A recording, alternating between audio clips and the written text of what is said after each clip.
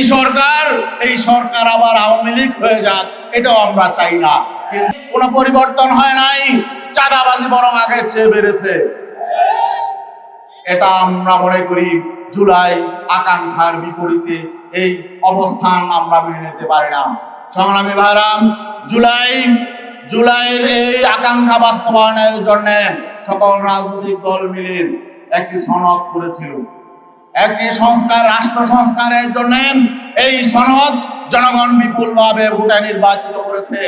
গণভোটের মধ্য দিয়ে সনদ মানুষের আকাঙ্ক্ষার প্রতীকে পরিণত হয়েছিল। প্রায় 70% মানুষ এই জুলাই সনদকে সমর্থন দিয়েছে, জুলাই সনদের পক্ষে ভোট দিয়েছে।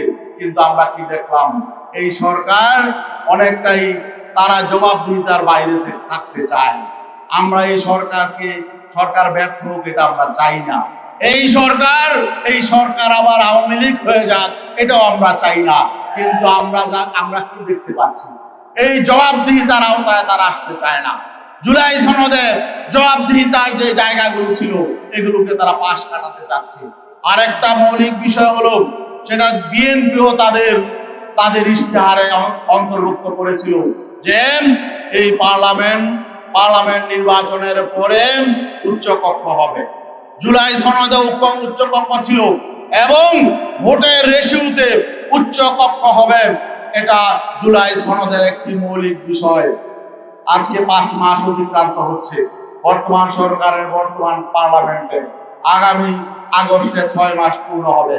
জুলাই সনদে স্পষ্ট আছে 6 মাসের মধ্যে পিআরের ভিত্তিতে উচ্চকক্ষ হতে হবে। কিন্তু আমরা দেখছি এই সরকার সেদিকে যাচ্ছে না।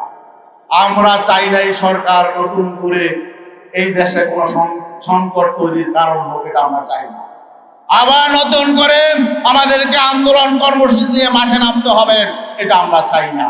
কিন্তু সরকার যদি আমাদেরকে বাধ্য করে, সরকার যদি তাদের অঙ্গীকার থেকে সরে যায়, সরকার যদি জুলাইয়ের চেতনা এবং মানুষের মৌলিক অধিকার প্রতিষ্ঠা থেকে যদি তারা সরে যায়, তারা যদি তাদের অঙ্গীকার বাস্তবায়নে গতিবিধি করে, তাহলে আমরা বাধ্য হব জনগণকে সাথে নিয়ে আবার আন্দোলনে ঝাঁপিয়ে পড়তে।